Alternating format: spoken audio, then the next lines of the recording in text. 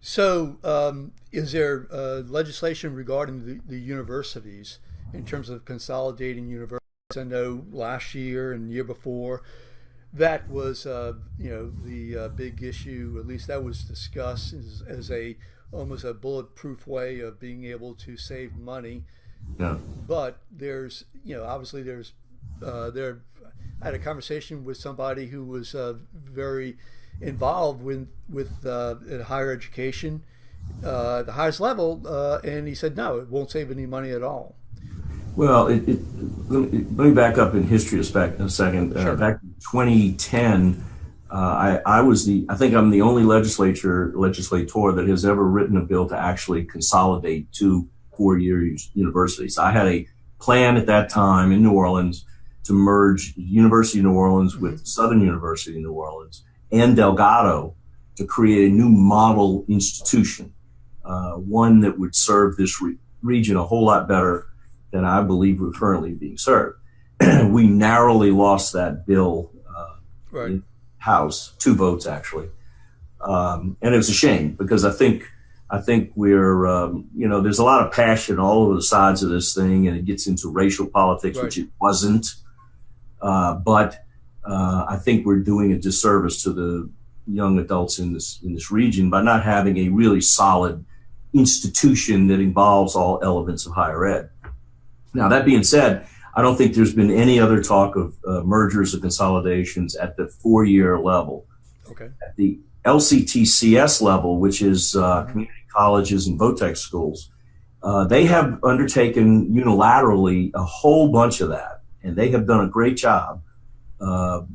Dr. Sullivan, you may know him, he's the head of LCTCS, has done masterful work in putting together all these different pieces so that we have a very efficient system, and it's done really well. It's done really well. He should be complimented highly because he's really bent over backwards for that.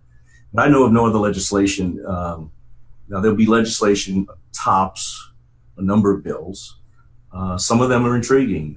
For instance, there's a bill that requires a student who receives TOPS to prove that they work in Louisiana for 4 years or so after graduation. Mm-hmm. They have to reimburse the state. And there's another 2 or 3 bills that raise the lower level of acceptability to get TOPS. Mm-hmm. And then there's another bill, I think Gary Carter from New Orleans has, that defines that if there's a shortfall in funding, then there's a financial income measure that kicks in so that poor people get the money for TOPS, something that doesn't exist in TOPS today. There is no financial measures in TOPS, income measures. So there's a bunch of bills on TOPS, none of which really deal with the funding. The funding falls back into that fiscal issue. But there's a bunch of bills dealing with the nature of TOPS. There's no bills to get rid of TOPS. I think it's one of the most widely accepted programs in all of state government. That's why there's been such an outcry, because we only funded 72% last year. Right. I think you'll see a very strong effort to fund 100% going forward this year. Now, I'm not saying that's successful. In my opinion, the governor uses TOPS as leverage against the legislature to try to get his way on taxes, frankly.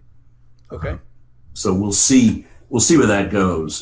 That's behind closed doors politics, but that's what's going on.